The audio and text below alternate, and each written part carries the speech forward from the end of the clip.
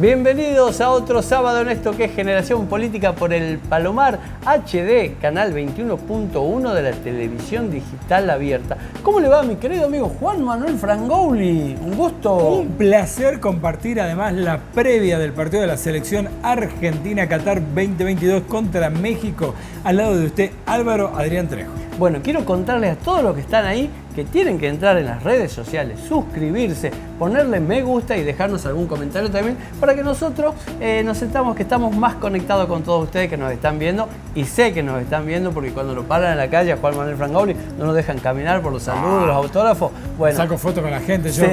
Se nota que la gente nos está viendo. Soy como la Susana Jiménez del bien. La Susana Jiménez del lunes.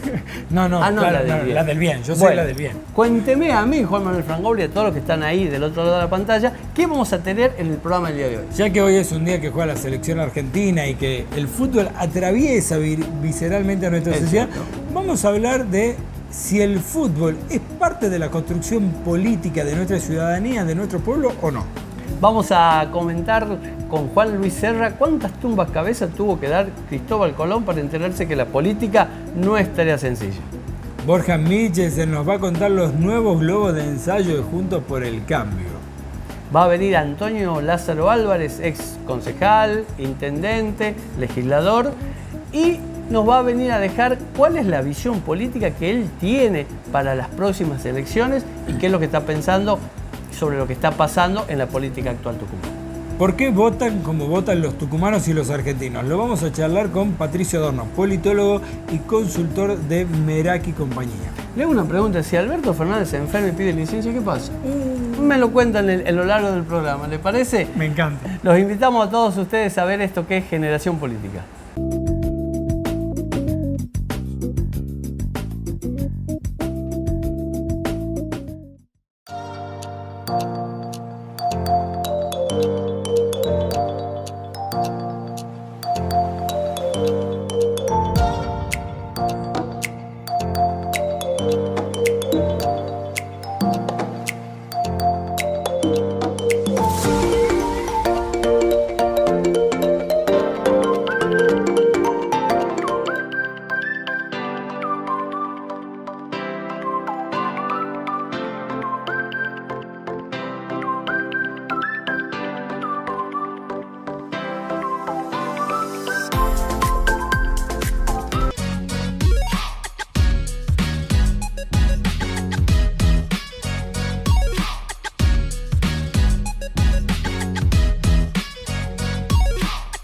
La verdad que poder darles herramientas a ellos para que puedan analizar, creo que es contribuir con una ciudadanía mucho más responsable. Nadie puede esperar que todo el mundo te quiera. Es muy difícil. Lo que yo elegí es quienes quiero que me quieran. Y yo quiero que me quiera el pueblo, en definitiva, y los trabajadores, y los jóvenes. En Banda de Río Salín, todos los días estamos construyendo una ciudad limpia, segura y ordenada. Avanzamos con la obra de infraestructura más importante de la historia de los bandeños. La obra de la red troncal de cloacas beneficiará a más de 100.000 vecinos. Reforzamos el sistema de seguridad municipal. Contamos con casi 100 domos 360 grados con identificación facial. Construimos el anillo de seguridad más extenso monitoreado las 24 horas del día. Darío Monteros, intendente. Osvaldo Jaldo, gobernador. Juan Mansur, jefe de gabinete.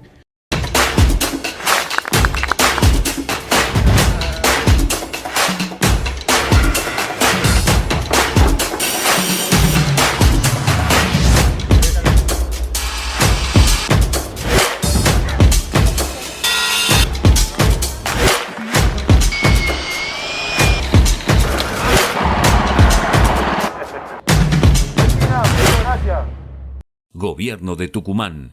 Gobernador Osvaldo Jaldo. Jefe de gabinete Juan Mansur.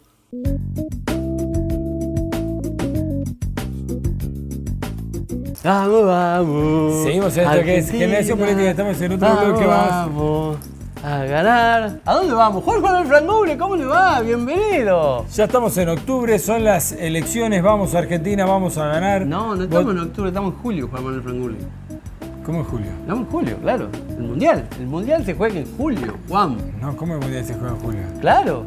Vamos El a Argentina, Mundial me dice siempre usted. se juega a mitad de año. Usted dice... Usted no sabe nada. No, usted me dice julio, el Mundial. Yo pensé que estábamos en octubre en las elecciones. No. Vamos, el peronismo, vamos a ganar. No, a ver, usted se equivoca.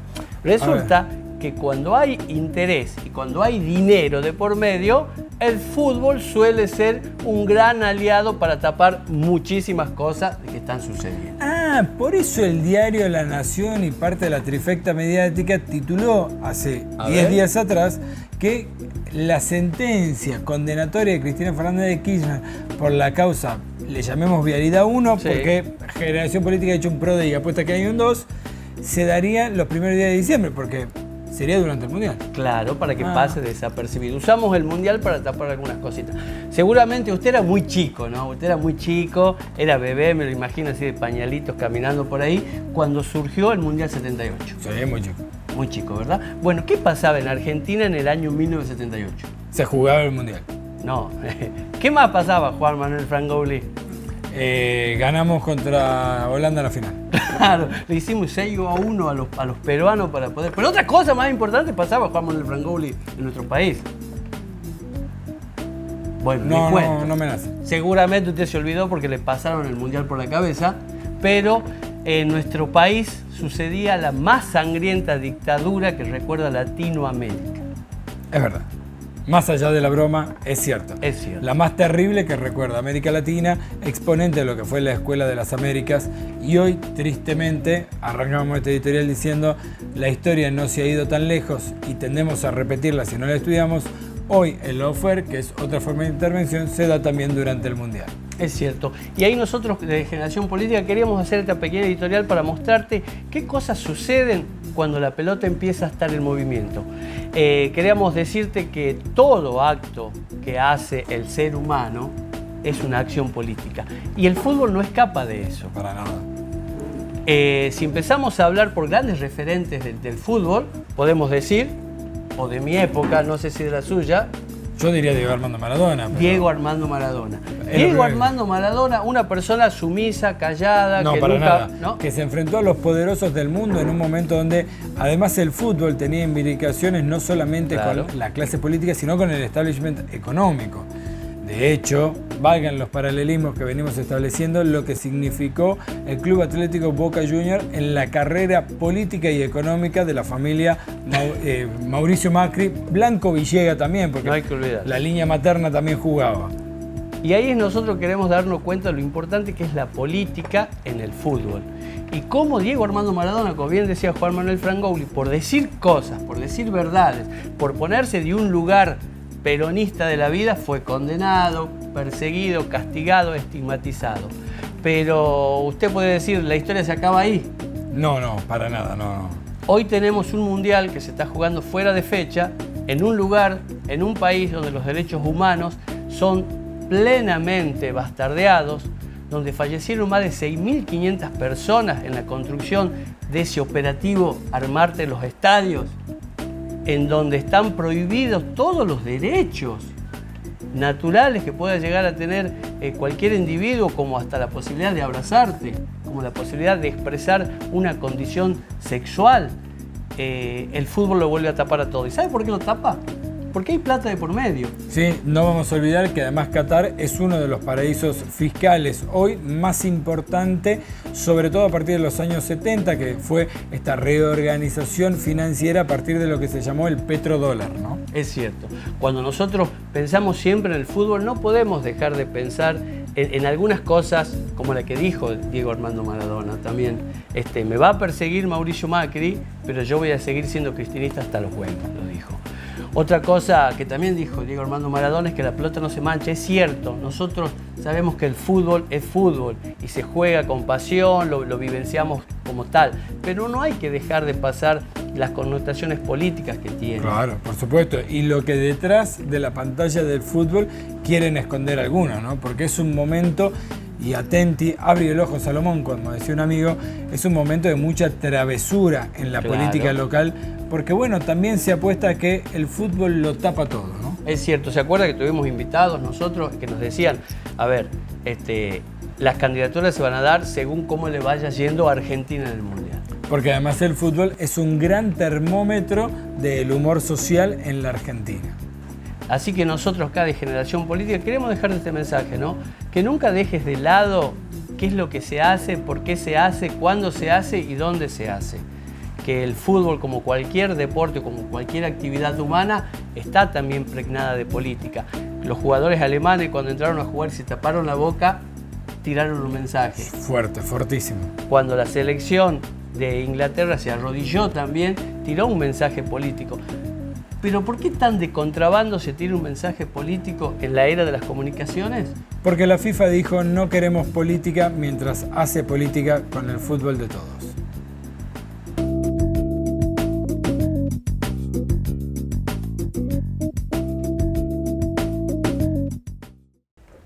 Seguimos en esto que es Generación Política y estamos con un amigo de la casa, un amigo de Generación Política, consultor, analista político, además parte de una de las consultoras más importantes de nuestra provincia. Estamos hablando con Patricio Adorno, politólogo y amigo. ¿Cómo estás, Pato? ¿Cómo estás? Un gusto verlos de nuevo y poder estar presentes en el programa. Tuvimos toda una discusión, te voy a contar, en la producción con la última encuesta de Meraki. Una encuesta fuerte, con muchas sorpresas, además, para lo que uno esperaba de la política tucumana. Presentamos una intención de votos a gobernador, en donde aparece Osvaldo Jaldo encabezando, con un poco más de 30 puntos, Roberto Sánchez un poco más de 20, cerca de 24, Bussi aparece tercero, cuarto aparece un no sabe no contesta, quinto, Federico Mazo, y sexto, muy atrás, aparece Germán Enrique Alfaro. Empezamos a charlar nosotros en la producción de Generación Política por qué habían salido así estos números, sorprendentes en algunos casos, y empezamos a preguntarnos cómo vota el tucumano. ¿Qué vota el tucumano? Hay un sector que vota peronismo, hay un sector que vota oposición, se vota izquierda, se vota derecha, se vota el nombre. ¿Qué vota el tucumano, Patricio? Bueno, la verdad que esa encuesta internamente dentro del equipo de Meraki también fue todo un debate porque nos sorprendió.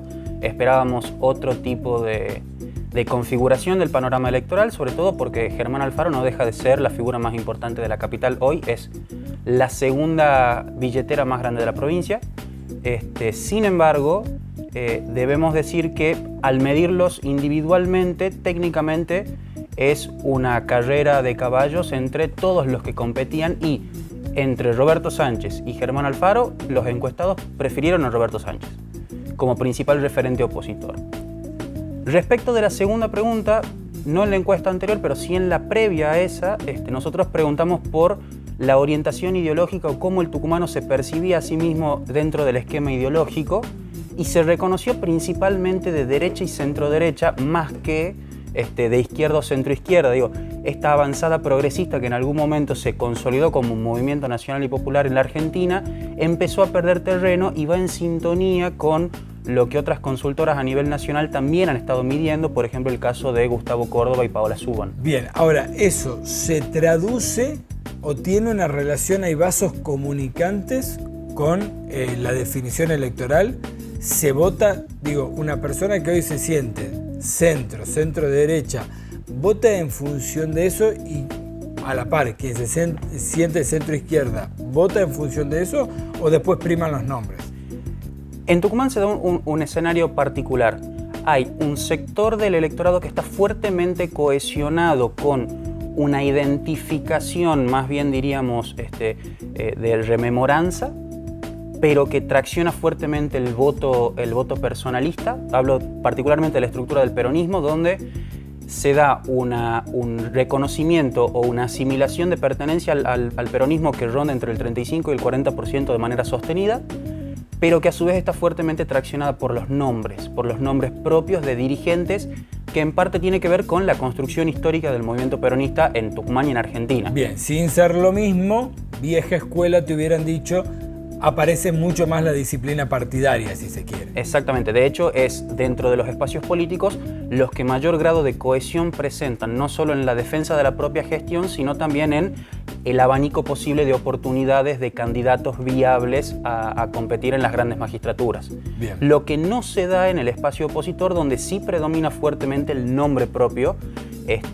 en parte también porque la dinámica provincial ha llevado a que los partidos políticos, el Centenario Partido Radical estuvo intervenido casi 6 años, cuando se lo regularizó con problemas. Sí. La segunda opción que hoy se trata de imponer, que es el Partido por la Justicia Social, no deja ni de ser opositor ni oficialista porque se fundó un 17 de octubre y tiene el nombre de la principal bandera del peronismo, entonces tampoco logra contener identidad propia. No es ni chicha ni limonada. Exactamente. Y por otro lado, otro de los actores hay 2 actores más que tratan de sumarse a la escena política, que uno es Sebastián Murga con Creo, que no deja de ser la fachada democrática de la sociedad rural, y Federico Mazo con Libres del Sur, que tiene un problema, que levanta banderas del peronismo pero trabajó para la oposición. Entonces tampoco termina de consolidar y por lo tanto termina en el espectro opositor termina predominando el nombre antes que la idea.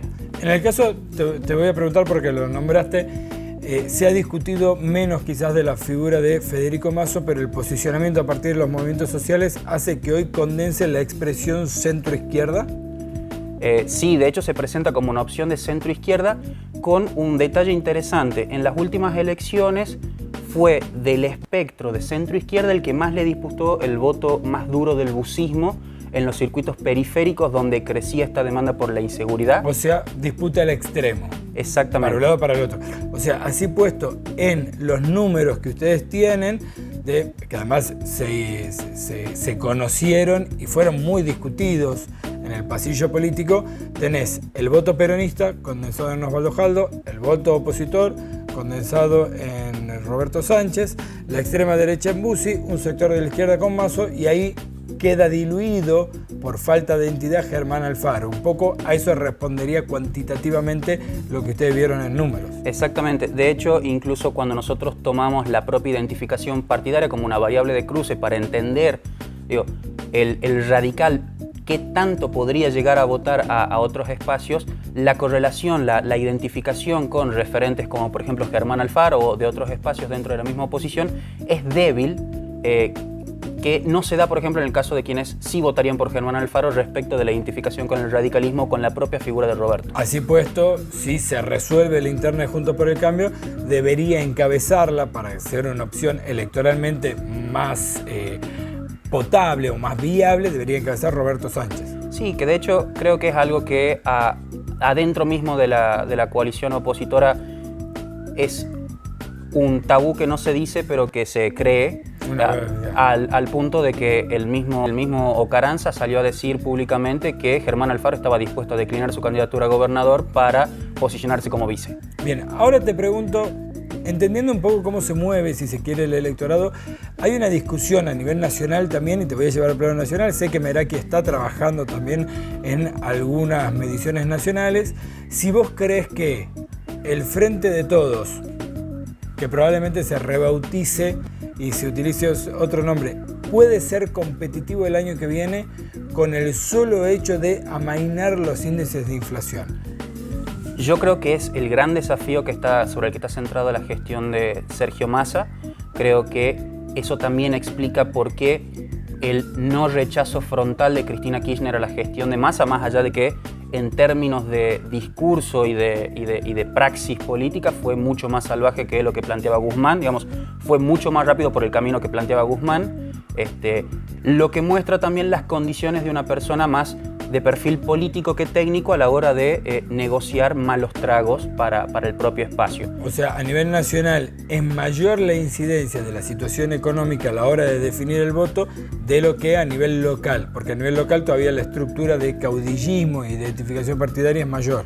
De hecho, en las últimas mediciones presenciales que nosotros hemos tenido, claramente se nota la incidencia de la situación económica, de la inflación, del aumento de precios en la valoración de la gestión nacional, mientras que en el caso concreto de Tucumán, la cuestión de la inseguridad y el narcomenudeo predominan como el principal problema espontáneo de los encuestados. Bien, en este panorama, ¿sí?, quien aparecería entonces como figura que se podría catapultar serían o Sergio Massa o la misma Cristina Fernández de Kirchner, que terminó siendo un reservorio. ¿Aparecen otras figuras presidenciables dentro del Frente de Todos? Yo, respecto de lo de Cristina, estaría muy atento a la salud de Alberto, estaría muy atento a un pedido de licencia de Alberto y a cómo Sergio Massa cierre el año fiscal y político, porque no vaya a ser cosa que ante un pedido de licencia de Alberto, a Cristina no le quede otra opción que tener que hacerse cargo de la gestión y tener que caer con todo el peso de la figura presidencial al propio discurso con el que trataba de mostrarse como este reservorio del proyecto nacional y popular, y atar su suerte a la suerte de Sergio Massa, que antes había estado atada a la figura de Alberto. Entonces, en ese sentido, creo que la salud del presidente hoy es un tema de Estado y una cuestión primordial a la hora de pensar el armado del Frente de Todos, más allá de otras posibles figuras que, por ejemplo, siempre han estado dando vueltas, que son el propio Capitanich, el propio Mansur, el propio Uñac. En algún momento se sondeó la posibilidad de Schiaretti, la posibilidad de que Máximo Kirchner o el mismo Kicillof tengan alguna aventura o una affair presidencial. Todo un montón de nombres que, sin embargo, terminan recayendo en las mismas dos figuras que hoy le terminan de dar el último empujón para que el gobierno llegue a buen puerto o llegue lo mejor posible al puerto de cara a las elecciones del año que viene. Salvo la sonrisa que se me acaba de bosquejar por esa sola posibilidad de que Cristina sea presidenta, nobleza obliga, te voy a preguntar por la oposición, porque sé que, Meraki está trabajando a nivel nacional también ya, y aparece en la oposición en esta discusión que en algún momento se planteó, falsa discusión entre halcones y palomas. Parece que lo que hoy rinde electoralmente a la oposición es el halcón extrema derecha, ¿no? Patricia Bullrich aparece como la figura que mayor capitalización política tiene en la oposición, ¿es así? Sí, pero no lo es por motus propio, o sea, no es porque la oposición buscó que sea Patricia la que capitalice, sino porque el oficialismo y Cristina Kirchner en particular decidió estratégicamente y correctamente, a mi criterio, correr el eje del debate de la economía y pasarlo hacia la seguridad. Que además es un tema que todos los oficialismos tienen mucha mayor facilidad a la hora de enfrentar y demostrar resultados con mayor celeridad. Claro.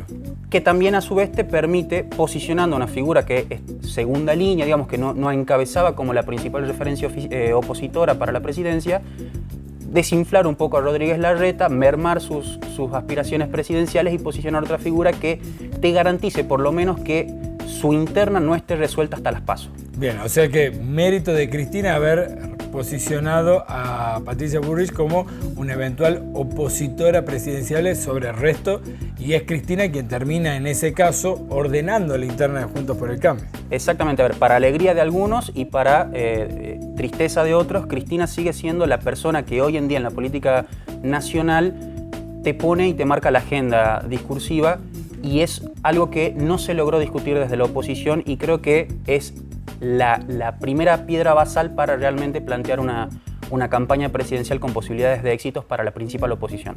En este panorama parece, y te quiero hacer la última pregunta, parece que el peronismo ha ido encontrando la forma de reverdecer en este último año, ¿no? Parecía que se caía, se discutía si terminaba, incluso en un momento la presidencia de Alberto. De hecho, Negri salió a decir que a lo mejor llamaban una asamblea para la transición presidencial. Apareció Sergio Massa y hubo como una bocanada de aire. Y ahora nuevamente aparece Cristina, hay una bocanada de aire. En esto te quiero preguntar, ¿la suerte del 2023 está echada o es final abierto? Creo que es un final abierto en el que tenemos tres grandes protagonistas y no se va a decidir por el que salga primero, sino por el que salga segundo. No nos importa tanto de si el Frente de Todos o Juntos por el Cambio se hace con el primer lugar en las PASO y en las generales, sino que quién es el espacio que disputa el segundo lugar, y que quién es el que va al balotaje. Porque la discusión política, si los libertarios van al balotaje frente al Frente de Todos, va a ser una, y si es frente a Juntos por el Cambio va a ser otra. Entonces, de la suerte de Milei depende de la configuración política del escenario para diciembre del próximo año, porque dudo que ninguno de los espacios sea capaz de ganar en primera vuelta. Patricio Adorno, de la consultora Meraki, además politólogo y amigo de Generación Política. Seguimos en la televisión digital abierta en el 21.1, el Palomar TV, el canal de la familia.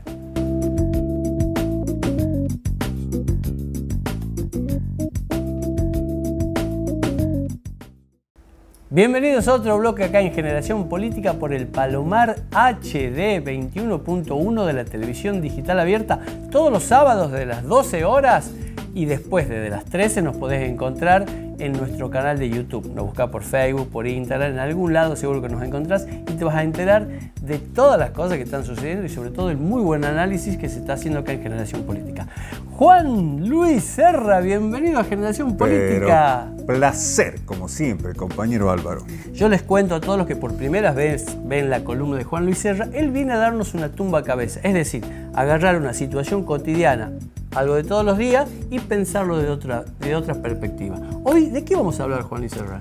Bueno, hoy vamos a tratar de desmenuzar esto de cuán compleja se ha vuelto la política. Epa. Y la necesidad que tenemos de abrir un poco esa maleza Sí. y ver si encontramos algo de política más simple. Ah, ¿no? epa. Sí. Pero antes quiero contarte algo A que ver. no sé si vos recuerdas que cuando Cristóbal Colón decidió venir a descubrir este nuevo mundo, Sí. el hombre preparó 3 naves. Claro. La Santa María, la Niña y la Pinta. Se calculaba que necesitaban alrededor de 80 tripulantes, pero bueno, te imaginas, ir a un lugar desconocido. Claro. Encima los fenicios, muy bobinas, cuando hacían los mapas, ponían terribles monstruos en los mapas para que la gente no navegue y sean ellos los únicos que navegaban. Obvio. Entonces decían, che, ¿cómo hacemos para conseguir 80 que pierdan el temor? Y bueno, no conseguían. Tuvieron que sacar de las cárceles, gente que estaba condenada a muerte. Bueno, juntan los 80, se vienen y, según Colón, descubren un nuevo continente. Claro. O sea que 3 naves, 80 tripulantes con un laburo impresionante. Vuelve Colón. Claro. Se prepara el segundo viaje. El segundo viaje. Anuncian segundo viaje de Colón. Había colas interminables de gente que quería venir. Parecían las colas de los jubilados en el banco. Pero cientos y cientos y cientos tuvieron que preparar 16 naves. Bien. Primero de no la quería... cantidad de gente que quería venir Claro. en la segunda de Colón. Primero Claro. no quería venir nadie, después ya cuando se descubrió todo... Claro, pero decían, de oro no hablaba nadie todavía porque no habían encontrado nada. Claro. ¿Qué pasaba? ¿Qué pasaba, Juan Luis Serra? Los que vinieron en la primera empezaron a hacer correr la bolilla que en las nuevas tierras había unas hermosas mujeres que paseaban casi desnudas y tenían una simpatía enorme con los que llegaban. O sea, No sé las dónde pasiones humanas Claro. juegan un papel importante. En la política, Este lógico. no era oro, es que los tripulantes querían a ver la chica. Claro, no querían el oro, no querían No. colonizar, llevar la palabra de Dios. Exactamente. Así que volviendo al tema de la complejidad en la política, Sí. he sabido que la política, nuestra vida, la vida de todos está cada vez más compleja. El mundo está complejo. Sí. Nosotros vemos de que un virus en otro continente a la semana nos produce un desastre a todos. Una guerra manda los precios para arriba, las carencias. O sea, hay una complejidad no solo porque las comunicaciones han hecho de que todo se sepa y todo se conecte, sino además porque en este mundo complejo se ha generado algo que es la concentración económica en manos de pocos. Sí. ¿Qué han hecho? Y han empezado a meterse en las instituciones, tratar de dominar los gobiernos, tratar de dominar los estados. Entonces la cosa ya no es tan simple, es más compleja. Tal es así, si alguien duda de la complejidad, no sé si usted todavía está sufriendo lo que pasó el martes. Todos creíamos que simplemente íbamos y ganábamos, sin embargo, perdimos. Bueno, ese es un ejemplo más de la complejidad del mundo. Volviendo al tema de lo político, o sea, cómo el poder de grandes señores se ha ido adueñando del Estado, de los gobiernos y de los grandes medios de comunicación. O sea, eso hace una sopa más compleja todavía. Y mientras eso se hacía más complejo, nosotros los ciudadanos seguimos creyendo que en algún momento va a volver el estado de bienestar. O sea, que el Estado va a volver a ser aquel Estado que nos ayuda a todo.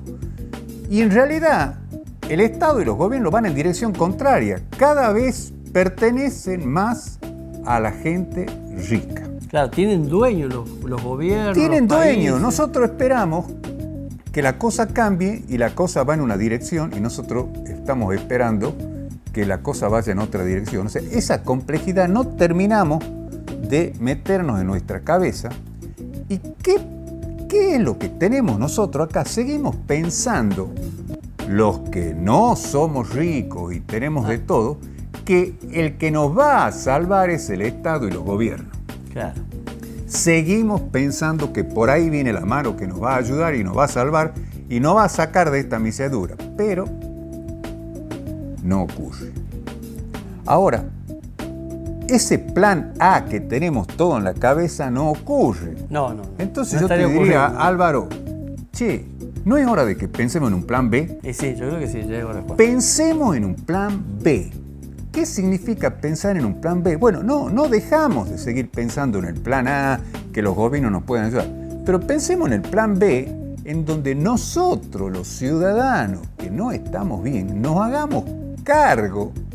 Tratemos de ser artífices de nuestro propio destino, como decía el general Perón, y empecemos a buscar la forma de generar organización, propuestas que lleven a que cada vez vivamos mejor. Los que ya están más o menos bien y tienen la vida medianamente resuelta, bueno, que vean cómo pueden mejorar esa vida, cómo pueden cambiar algunos hábitos. Y los que están en situación más desfavorable, o sea, la cantidad de pobres, digamos, bueno, tienen que buscar formas de organizarse, tienen que buscar formas de plantear nuevo plan B, porque el plan A de seguir esperando todo que venga del Estado y del gobierno va para triqui. Tal cual. Pero no va para triqui porque los gobernantes no tengan voluntad de ayudar y no tengan sensibilidad, que sí la tienen. Lo que pasa es que las instituciones y el poder es tan grande que no lo dejan hacer nada. Y si no, pues, tenemos ejemplos acá. Lo dijo Cristina. Una cosa es llegar al gobierno y otra cosa es tener el poder. Sí, bueno, cierto. Si eso ya vamos viendo, que esa complejidad, no podemos esperar muchas cosas. Empecemos a aplicar el plan B. Empecemos a ver cómo nosotros podemos organizar mejor nuestras vidas con lo que tenemos. Cómo podemos organizarnos, cómo podemos ir generando lo que se llama poder popular y desde ahí pelear para que vayamos encontrando mejores modos de vida. Juan Luis Serra, muchísimas gracias por haber participado en Generación Política y muchísimas gracias por la tumba cabeza que jueves a jueves nos viene a ofrecer. Pero gracias a usted, compañero. El próximo jueves vamos a contar que puede haber un plan C. Epa.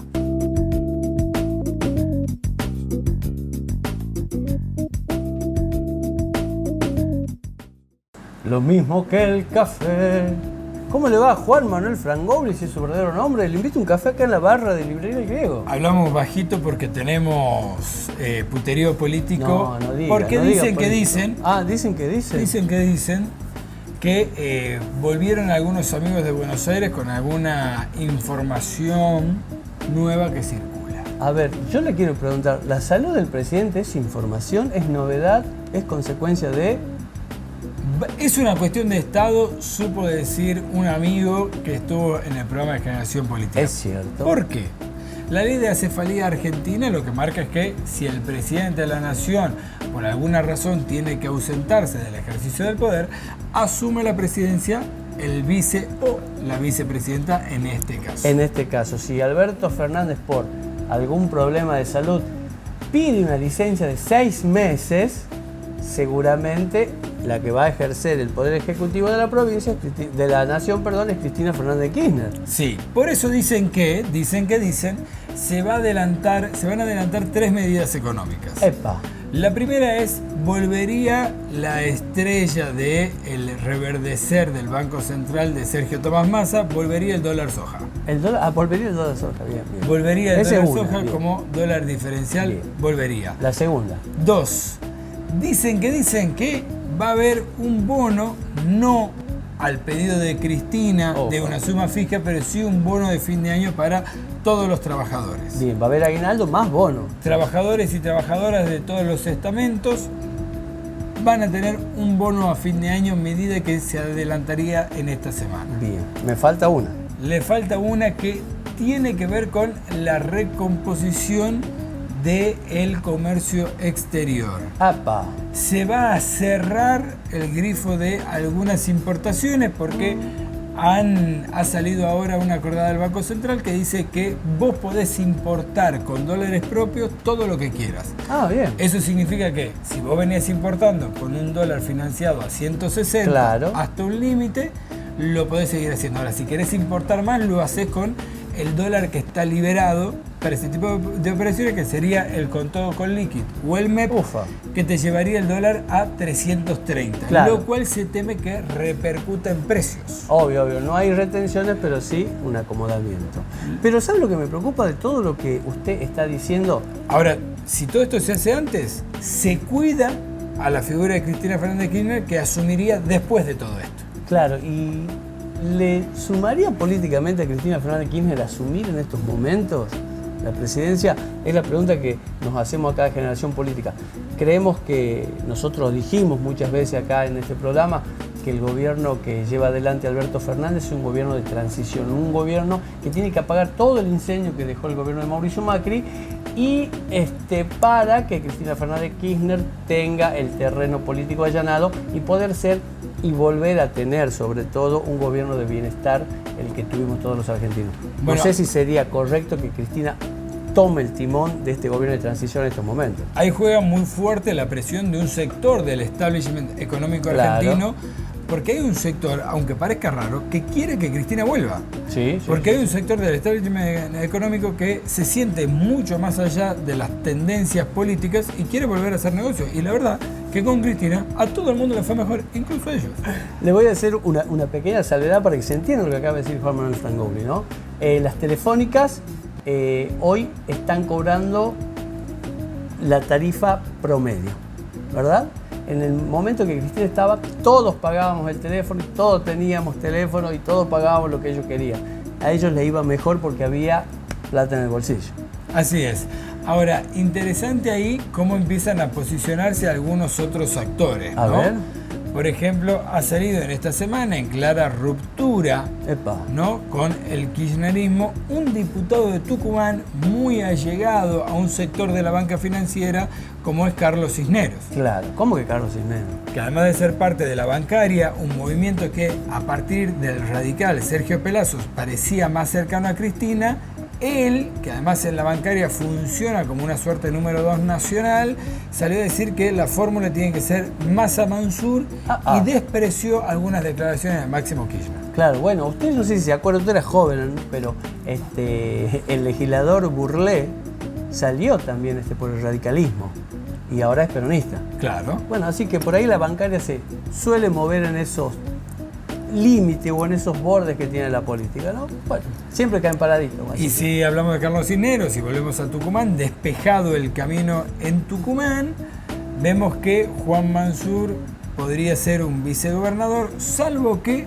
aparece Germán Enrique Alfaro, presidente del Partido de la Justicia Social, contratando al presidente del Colegio de Abogados de la Ciudad Autónoma de Buenos Aires, Garay, una persona muy afín a Rodríguez Larreta. No me diga que lo pagamos nosotros. Lo pagamos. Bien, muy bien. Para que se vaya con el pedido de pronunciamiento a la Corte Suprema de Justicia de la Nación y no puede tener Mansur la candidatura a vicegobernador. Porque usted habla porque es malo, usted es malo y no lo quiere a Germán Alfaro, pero hoy me llamó Germán Alfaro. Ah, ¿qué dice? Sí, a las 9 de la mañana veo el teléfono, llama de Buenos Aires. Uno atiende porque Buenos Aires sabe que está Dios ahí atiende. No, para. Hola. No, si Germán, te confundiste. Germán Alfaro es el intendente de la capital y vive acá. Claro.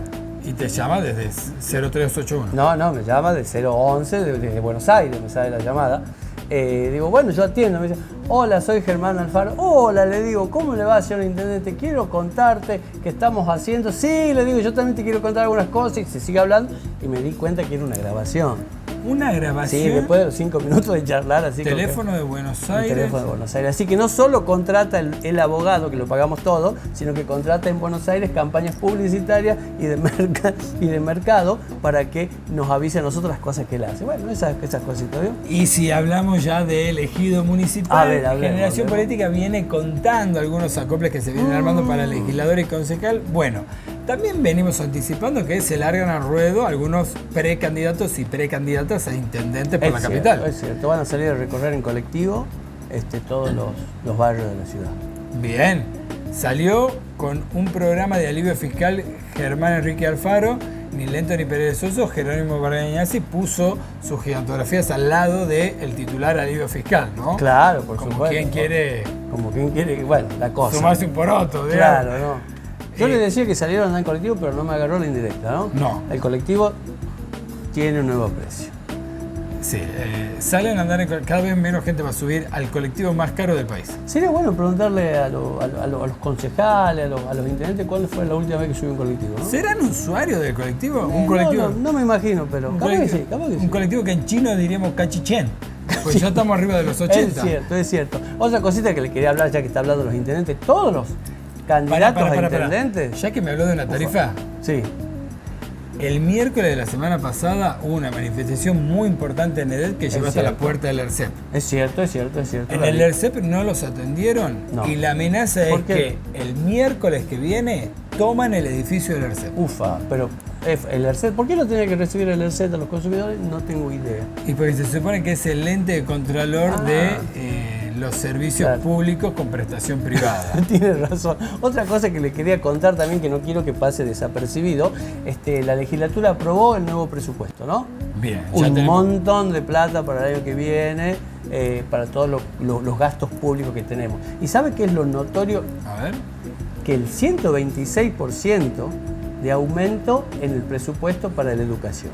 Muy bien. Y el 134% de aumento para la salud. Bien, podemos decir que sin ser el gobernador todavía es el primer presupuesto de Osvaldo Jaldo. Es el primer presupuesto de Osvaldo Jaldo, que sobre todo está por arriba de la inflación en beneficio de lo que es salud y educación de los tucumanos. Interesante como para ir viendo en qué lugar se para Osvaldo Jaldo como el futuro gobernador de la provincia, si es que finalmente es el candidato, porque hasta acá todavía no hay nada oficializado, ¿no? Usted dice que no le levantaron la mano a nadie. Digo, ¿quiere que le cuente una cosa? Salieron muchos a decir yo quiero ser, él va a ser, aquel va a ser, pero el oficialismo mantiene reserva, ¿eh? Sí, no solo el oficialismo, ¿no? También la oposición. A ver, yo le cuento Se habla del vicegobernador, no se habla del gobernador, me preocupa a esta altura. Le preocupa, bueno, ¿sabe qué me preocupa a mí? La poca rebeldía que existe en el ambiente político. Le digo, Juan Manuel Frangoli, vos vas a ser candidato, ¿verdad? No, yo estoy esperando que me dé el vía libre el legislador. Ah, ¿y cuándo lo hace? Cuando el intendente le diga que lo que tenemos que hacer. Ah, ¿y el intendente? No, cuando le diga a Osvaldo. Ah, y Osvaldo cuando hable con Juan. Y Juan cuando hable con Alberto. Ah, le digo, bueno, parece que esa cadencia empieza a ser algo decadente en las intenciones políticas y de rebeldía de aquellos que realmente quieren y deben estar. Perdón, ¿le tiro algo? Sí, no sé. ¿Y todos respetan esa cadena de mando? ¿O esperemos que no. ¿O están apareciendo algunas rebeldes? Y todavía, bueno, es un buen dato que lo vamos a chequear ya para el próximo Generación Política. Bueno, Juan Manuel Frangoli, me voy a tomar este café antes que se me enfríe y no tengo nada más que decir.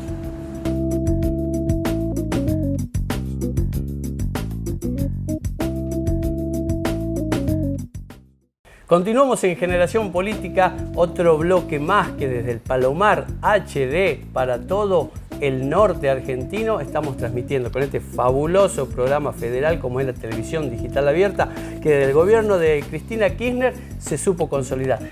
Antonio Lázaro Álvarez, ¿cómo le va? Bienvenido a Generación Política. Hola Álvaro, muchas gracias por invitarme a esta noble tarea y tan linda que es comunicarse con la gente, ¿no? Porque creo que eso es hoy fundamental, hablar con los ciudadanos, personalmente o a través de los medios, pero creo que hay mucho silencio, hay mucho ruido, sí, mucha actividad, mucho ruido y mucho silencio. Y poco mensaje. Y hay que hablar. Para aquellos que no lo conocen, al compañero Antonio Lázaro Álvarez, fue concejal de la capital, fue intendente también, fue legislador provincial y hoy está ¿en qué condición política, Antonio Álvarez? ¿Qué estás haciendo políticamente en tu actividad cotidiana? Sí, bueno, básicamente yo soy un militante peronista, ¿no? De toda la vida, lo voy a seguir siendo por siempre, creo. Y bueno, en esta oportunidad estoy acompañando la gestión del gobierno provincial, del gobernador a cargo Osvaldo Jaldo, con mucho entusiasmo, con muchas ganas en lo que creo que va a ser, pero además debe ser, una nueva etapa política en Tucumán. Es decir, cuando hablamos de nueva etapa política, no puedo no preguntarte, Antonio, estabas militando en otro sector político. Sí, así es. ¿Qué pasó que ahora decís una nueva etapa?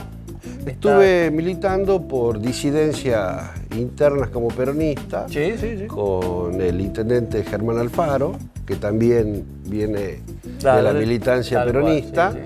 Y bueno, llegamos a un momento donde creí yo y mis compañeros que había terminado esa etapa y que hoy, de acuerdo a la forma de pensar nuestra, el peronismo abría las puertas otra vez para discutir y para aportar en un proyecto con el cual nos identificamos, ¿no? Entonces, son momentos políticos. Sí, tal cual. No es asombroso que uno esté postulándose siempre sus discursos políticos para poder llegar al lugar donde uno quiere. Te quería consultar algo en particular.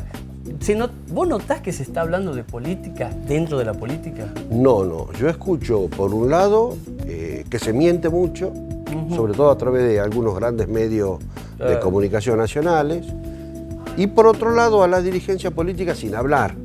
Inclusive la peronista, ¿no? A ver. Sin hablar y sin afrontar los temas a fondo. Los esquivan, le tienen miedo al escarnio público a partir de la opinión que tenga. Entonces, décadas atrás había políticos a lo que se les denominaba políticos corchos, que flotaban sobre la realidad sin tomar posición sobre ningún tema. Hoy se agravó eso porque hoy hay políticos que directamente se callan por temor a afrontar alguna temática, y me parece que eso le hace mucho mal a la República, mucho mal a la comunidad, mucho mal a la política. Es cierto. Nosotros ahora tenemos en mayo unas elecciones próximas, ya te voy a preguntar enseguida si vas a participar directamente en ellas o no. ¿Cómo te imaginas ese escenario político? Muy monetizado, muy politizado, con los referentes a la cabeza de los dirigentes o con los dirigentes con la cabeza de los... Yo creo que se van a dar las dos cosas, ¿no? De hecho, todo Tucumán sabe que están muy mercantilizadas las elecciones. A veces son las reglas de juego en las cuales de una manera o de otra más o menos te tenés que manejar, pero yo creo que no va a alcanzar con eso, ¿no? No va a alcanzar. Yo creo que hay que hablar con la gente, que hay que hablar con el ciudadano, que hay que hablar con el militante y explicar y poner el valor agregado de cuál es el proyecto que querés, qué es lo que representás qué es lo que querés representar si sos electo concejal, legislador o si sos gobernador o intendente. Me parece que va a ser las dos cosas. Con los dirigentes a la cabeza y con la cabeza de los dirigentes, muchos van a quedar en el camino porque no va a alcanzar con que vayan 2 meses antes a buscarlo en la casa para votar. Me parece que estamos en una situación de crisis económica, social, pero también política en la Argentina. Tucumán no es ajeno a ello y hay que hablar y explicar por qué querés que voten a tal persona como gobernador o por qué querés que te voten a vos si es que vos sos candidato. Claro, porque ponerlo al votante en un lugar de cliente, es decir, yo compro tu voluntad, yo accedo a lo que necesito mediante dinero, lo pones en un lugar y por supuesto el dirigente se pone en un lugar muchísimo peor. ¿Cuándo pasó, Antonio Lázaro Álvarez, vos que tenés una gran trayectoria política, cuándo pasó que pasó de ser un orgullo ser fiscal a tener que pagar para que alguien se fiscalice, o a decir voy a apoyar a una persona por convicción o voy a apoyar a una persona porque me entrega alguna dádiva? Bueno, esto vino creciendo año tras año, elección tras elección en la Argentina, en Tucumán también, pero hubo un momento en donde esto se acrecentó, que fue a partir del año 2003 en adelante y se profundizó en el 2007, donde se implementó un modelo que además anulaba la dirigencia política e iban directamente a buscar personas en el territorio de la provincia que puedan llevar algo al ciudadano y buscar el voto para una lista o por un partido. Claro. Entonces se mercantilizó de tal forma esta noble actividad de la política, ayudado por un sistema electoral que es la ley de acople, que es un sistema caro para presentarse, que hoy llegamos a este momento. Pero bueno, todo tiene un principio, todo tiene un fin. ¿Viste cuando se conversa y se dice, che, la gente tiene bronca, sí, la gente está cansada? Bueno, yo creo que tiene que ver con esto también, porque... sí, es esperanzador lo que estás diciendo, ¿no? Pero de generación política nosotros siempre bregamos porque se hable de política y no se hable tanto. Antonio Álvarez, ¿cómo ves la situación nacional política? Tanto el gobierno de Alberto Fernández, el gobierno de Cristina Fernández de Kirchner y también cómo se ve la gobernación en las próximas elecciones acá en Tucumán. Bueno, yo creo que esto justamente tiene que ver con la falta de voces, ¿no?, que expresen lo que ocurre a nivel nacional. Esto es claro, estamos viviendo una inflación altísima, eso impacta en el hogar de los argentinos, sí, y le genera un ánimo adverso. Ahora, si bien la inflación tiene diferentes variables que la producen, hay que decir claramente, el responsable de la inflación que la Argentina sufre hoy es el endeudamiento, claro, con el Fondo Monetario Internacional por el gobierno de Mauricio Macri. Este año se pagaron más de 8.000 millones de dólares en servicios de deuda, en pago de capital y pago de interés. Es decir, ingresaron 21.000 millones de dólares por las exportaciones, sobre todo del campo, sí, en la Argentina, y se fueron cerca de 10.000 en pago de deuda y el resto en diferencia de pago por importación de energía, llámese gas o llámese gasoil o algún derivado del petróleo. Entonces, si el dólar que entra a la Argentina se va para pago de deuda, obviamente que no podés atesorar en el Banco Central de la República Argentina, que es lo que le da el respaldo al peso para que no se devalúe. Entonces, este proceso inflacionario que va a costar salir, pero yo creo que van en el camino correcto, bien, tiene un responsable claro. Claro, Mauricio Macri, no y no lo dicen, siguen las peleas dentro del Frente de Todos, que me parece un error gravísimo, estar enfrentado cuando todos juntos tienen que salir a decir esto y todos juntos tienen que salir a marcar el camino. Claro, pero en un frente político vos decís prima la unión electoral en su momento y hoy se está discutiendo política. Vamos a ver qué sucede todo eso.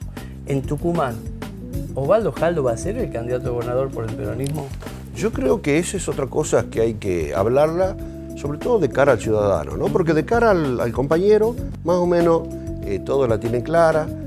Osvaldo Jaldo va a ser el candidato a gobernador del peronismo, lo acompañará en la fórmula el gobernador actual Juan Mansur, o si no puede por estas cuestiones legales, habrá otro compañero de fórmula, pero Osvaldo Jaldo encabezará esta propuesta. Esto lo saben todos los compañeros. Ahora, al ciudadano hay que decir, ¿por qué creemos? Claro. ¿Por qué nos hemos entusiasmado muchos peronistas que estaban en la casa y otros que estaban en cierta disidencia a volver y acompañar esta propuesta para el año que viene? Y eso tiene que ver con que creo que no cualquiera nace para gobernar. Y los años nos van demostrando estas cuestiones. Y Osvaldo Jaldo es un hombre que estuvo en todas las funciones de la provincia. Yo particularmente siempre me acuerdo de una en particular, que es cuando fue en el gobierno de Julio Miranda, ofrecían el Ministerio de Economía y muchos peronistas encumbrados, profesionales, economistas, abogados, nadie quería agarrar. Claro. El que agarró el Ministerio de Economía fue Osvaldo Jaldo.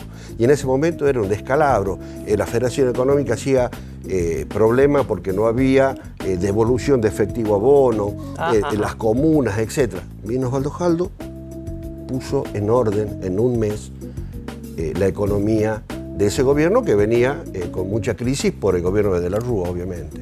Claro. Antonio Álvarez, hoy sábado juega la selección. Muchísimas gracias por haber venido a Generación Política. ¿Te vas a ver el partido ahora? Por supuesto, vamos a ver, esperamos que ganemos, creemos que vamos a ganar. El fútbol es cultura y es política también. Es cierto. Antonio Álvarez, muchísimas gracias por haber venido a Generación Política. Gracias a ustedes. Seguimos en esto que es Generación Política.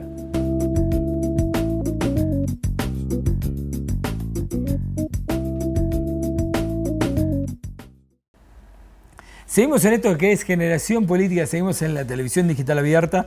Si es que nos estás viendo en vivo, sábado al mediodía, previa del partido Argentina. Muy bien. Tengo mi camiseta. Argentina. Nota al pie. Problema entre la barra que viajó de la Argentina con la barra mexicana. Dos machados. No pasa nada. No pasa nada. No pasa nada. Mucho más grave fue el voto de Argentina para el Banco Interamericano de Desarrollo, desoyendo el pedido de unidad latinoamericana que había hecho AMLO. Pero no importa, en esa le doy la razón a los mexicanos.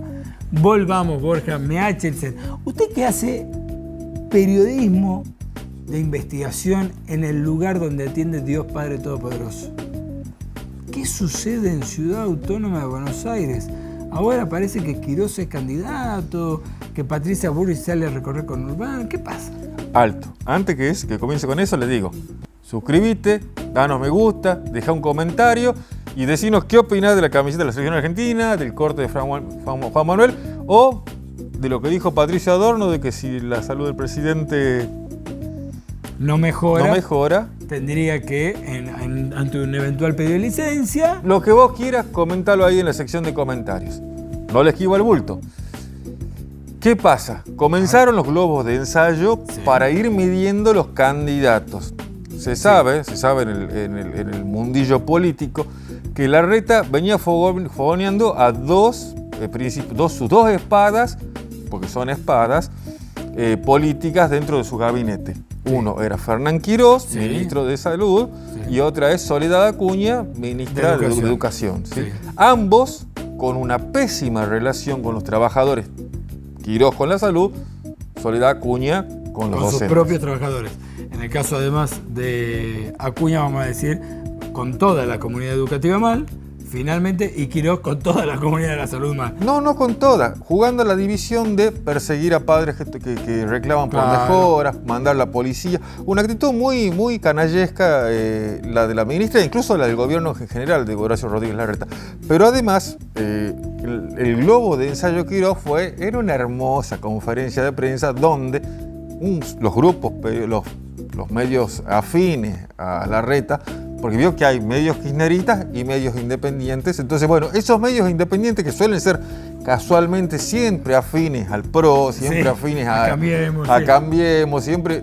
Y a Larreta, digamos, Larreta tiene un desliz amoroso y es una cosa hermosa de mostrar cómo crece la relación con su nueva pareja. De hecho, nota al pie, fuerte el operativo mediático en contra de Víctor Santamaría en estos últimos meses, ¿no?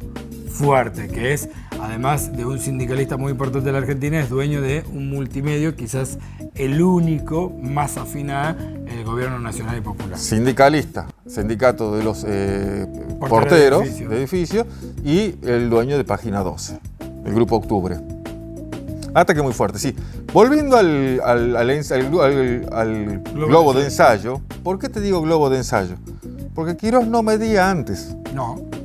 No mide ahora y no va a venir mañana, porque la figura de Quirós para los propios y para los ajenos quedó muy dibujada por dos cosas. Una, los enormes esfuerzos que hizo el gobierno de la ciudad de Buenos Aires por ocultar el problema grave que tenían con los pasantes y con los residentes médicos en la ciudad de Buenos Aires. Manifestaciones enormes reclamando unos salarios dignos, que fueron ocultados por justamente estos medios independientes son, obviamente, persiguen la verdad, pero jamás contar lo que le pasan los trapos sucios de Horacito, pero que eran visibles. El porteño veía a los médicos. Estamos hablando de uno de los sectores más respetados de la sociedad. Claro. Uno de los dos profesionales se les dice doctor sin tener doctorado. Uno son los abogados y otros son los médicos. Con una diferencia, el abogado por acordada propia se hace autollamar doctor, en el caso de los médicos no. Y vieja referencia de la política, uno siempre dice no hay que meterse con un guardapolvo blanco, ¿no? Sea de médico o sea de docente. Bueno, Larreta supo recibir tanto a los docentes como a los médicos con su impecable grupo de infantería que está muy bien pertrechado y que incluso sus salarios superan ampliamente los de los médicos, los de los docentes, porque hacia ahí va direccionada la política de Horacio Rodríguez Larreta. ¿Qué pasa? Quirós no mide. Entonces saltamos con el globo de ensayo, como les contaba, en una conferencia de prensa donde los medios, estos medios independientes, le tiran el centro para que digan, sí, no, quiero presentarme. Pero no muy convencido, le digo, la verdad que estaba como, mirá la que me ponen, pero ¿por qué? ¿Vamos a medirlo a Quirós? Quirós no va a medir. Y tenemos el plan B, que es Soledad Acuña. Y si no, ya que nos quedaría el plan C, que se llama la ex orgullosamente bonaerense o actualmente orgullosamente porteña María Eugenia Vidal. Tengo una pregunta, ¿no? En este esquema y viendo las posibilidades del ordenamiento total de Cambiemos, ¿no? Sí. ¿No será que además se reserva una prenda de negociación para el sector de Lustó también? Lustó tiene eso. Estuvo a punto, a votos, de quitarle la intendencia, la jefatura de gobierno a Horacio Rodríguez Larreta en aquel balotaje en el 2015. Sí. Estuvo a votos. O sea que de ahí, que se presentó como el gran opositor y terminó siendo el embajador de Macri en Estados Unidos, lo pone en un plano de líbero para negociar cargos, algunos contratitos. Por ahí una prenda de negociación también con un radicalismo que esta semana salió a medirse Gerardo Morales, él frente a Manes, en esa posibilidad de discutir una vicepresidencia. Por ahí sucede a la tucumana, ¿no? Te doy la gobernación, pero déjame la intendencia. Las negociaciones tan fuertes y además tienen un problema. El fantasma Milei les está creciendo fuerte. Está cerrando candidaturas en todo lo que es el NEA, está sumando funcionarios en todo lo que es el NEA y va a seguir avanzando en las distintas provincias. Ojo, les aviso para aquellos que se están enterando, con la tuya. Está usando los pasajes del Congreso para hacer política y no va a trabajar a la Cámara. Por las dudas, por si alguien cree que todavía el neoliberalismo, estos falsos, estos que se ponen en el ropaje de libertarios cuando en realidad son... Empleo del Estado. Sí, aparte siempre... Milei es una casta en sí mismo. Eso es el que demuestra que tener los privilegios te permite usarlos y criticar al que recibe un plato de comida. Esa diferencia es la que juega el libertario, que en realidad es ropaje de libertario, pero son ampliamente reaccionarios. Podemos decir entonces que Cambiemos sigue jugando al truco en una mesa que es cada vez más chica y donde el fantasma de Milei aparece acechando la posibilidad de la derecha.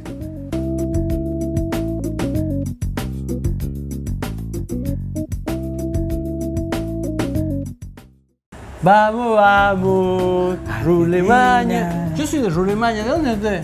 ¿Qué es Rulemaña? Una mezcla de Alemania con rulo. Era un país que yo inventé. El equipo de Borja Michels. Y que me gusta porque nunca clasificamos los mundiales, pero siempre estamos atentos. Yo me puedo...